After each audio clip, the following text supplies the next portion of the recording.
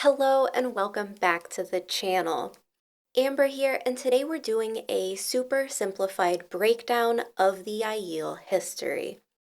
This will contain spoilers for The Shadow Rising, Book 4, but if you've watched episode 4 of season 3 of the television show, this will cover the events depicted there. As always, like and subscribe for more Wheel of Time content, and let's begin. Before we dive into the Aiel, let's establish some background. The Age of Legends was a time of peace and prosperity, where balance created a utopian society. During this era, the first Aiel group was known as the Da'shain Aiel, and they served the Aes Sedai. It's important to note that at this time, Aes Sedai included both male and female channelers. And everything changed when Lanfear, in her search for the true power, cracked a hole in the pattern and released the Dark One.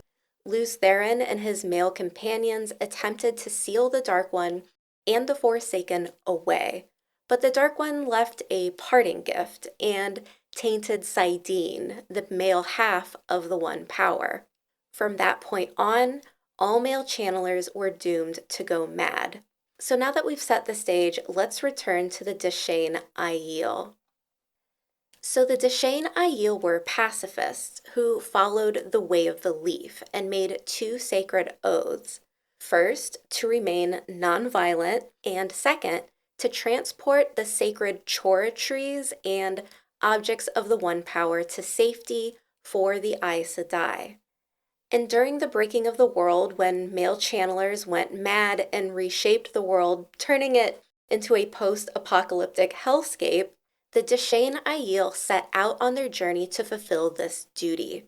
A fun fact to include here is that the Wheel of Time is not medieval fantasy.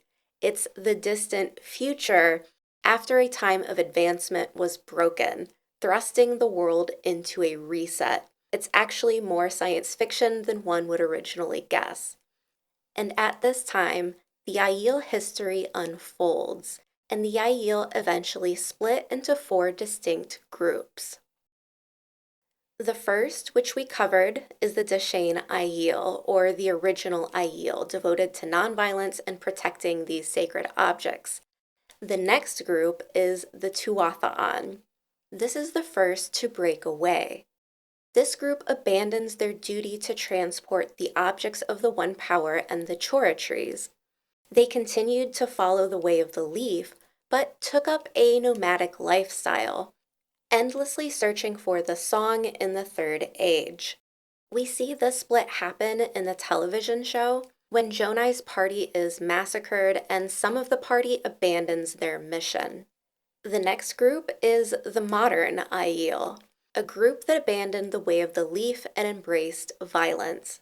They settled in the Aiel Waste, living a harsh existence in the desert as penance for their oath-breaking. They now await the arrival of the Kara Karn, the chief of chiefs. In the television show, we see this event take place when Luwin goes on a mission to rescue his sister and kills a man in self-defense. All modern-day Aiel will come from his line. And the last group is called the Jenn Aiel, the only group that kept all their oaths. They successfully transported Avendasora, the Tree of Life, and the objects of the One Power to Ruidian. However, they eventually died out and went extinct. We learned this during Rand's second flashback during the creation of the glass columns. Latra Sedai mentions that all of them have died, so now to remember the past and their broken oaths, Aiel chiefs must enter the glass columns of Ruidian. And that's the simplified history of the Aiel. I hope this was really easy to understand, and if you have more questions, drop them into the comments section. Thanks for watching, and if you'd like to reach out, you can find me on Instagram, Bluesky, and Discord. If you'd like to help support the channel, check out Road to Valon on Patreon and YouTube memberships. Special thanks to my newest members, Larissa, Francisco, Dayu, Jacqueline, Anjay, Marina, and Blue Red Me. Thank you so much, and I'll see you back next time.